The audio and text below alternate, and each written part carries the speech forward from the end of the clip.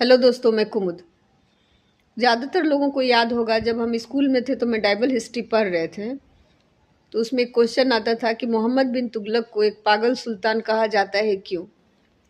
जब मैं बड़ी हुई, कॉलेज में गई, कॉलेज पास आउट कर गई और जब सिविल सर्विस की तैयारी करने आई, तो मैंने मेडाइवल हिस्ट्री अच्छा से पढ़ा जीएस के लिए। तो उसमें जब मोहम्मद बिन तुगलक की नीतियों को देखा और अच्छे से समझ में तब आया कि उसको भले ही पागल सुल्तान कहा जाता था स्कूलों में, क्योंकि बहुत ज़्यादा डेप्थ में नहीं पढ़ाई जाती है, तो समझ में आया कि पागल सुल्तान उसको भले कहा जाता है, लेकिन जो उसकी नीतियाँ थी वो एक विजनरी सुल्तान था, मुझे ऐसा लगा।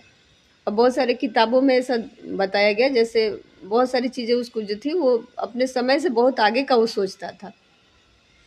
जैसे कि एक राजधानी को वो चेंज किया था, दक्षिण भारत लेकर चला गया था। एक उसमें से एक एग्जाम्पल मैं दे रही हूँ।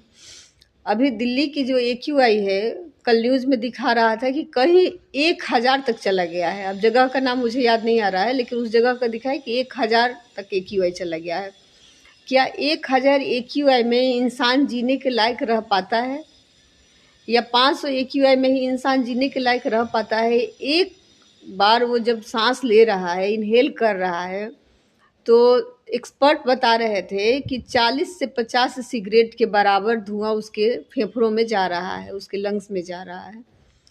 तो जो ये नया सुल्तान है, जो अभी हमारे देश की जो सल्तनत जिसके हाथ में है, तो अगर उसके लिए कोई पॉलिसी नहीं बना रहे हैं, कुछ इस पर वर्क नहीं कर रहे हैं।